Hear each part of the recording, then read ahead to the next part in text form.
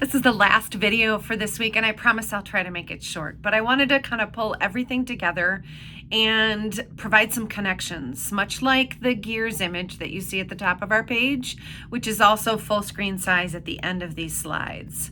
It's important to have a foundation of knowledge about all of these policies, case law, terms, the IEP, the processes, so that we can start to build services and knowledge from there. And we're going to start that in our next module with our first case study. So the resources in reading and listening and lectures are a bit heavy this week with a discussion board. And then we're going to jump into two big assignments next in our next module. I wanted to highlight 4 terms, and I'll do so quickly so that you can start to see these connections. Our reading broke it all out into individuals, and I want to wrap it all up together. So consider our reading and our topics of MTSS, Child Find, the start to eligibility, and the IEP this week in these 4 terms. I want you to start thinking about eligibility. And eligibility is really kind of either the gateway to services or not. It determines that a student can or cannot receive special education services.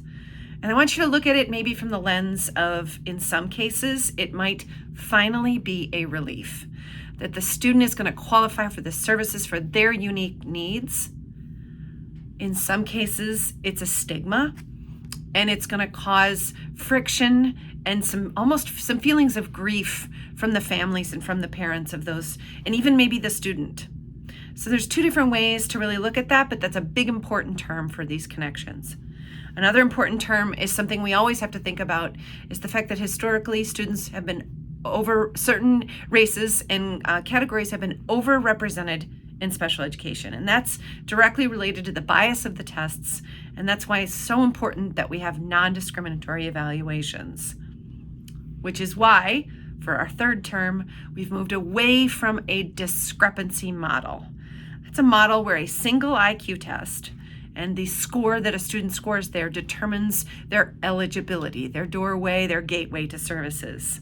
Instead of doing just the IQ test, it's legally mandated that you have a variety of technically sound assessments. No single assessment can determine that a student has a disability, which led us to response to intervention and multi-tiered systems of supports.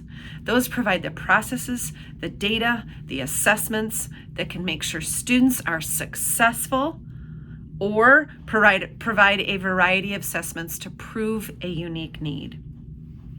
And last, and it's more of a policy and a procedure than it is a term, but Child Find. Child Find has more to do, is more than just a process. It has to do with the very essence of not waiting for referrals and waiting for students to fail.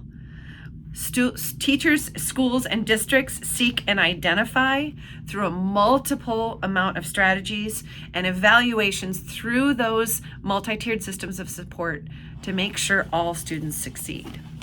I'm hoping this provides some connections.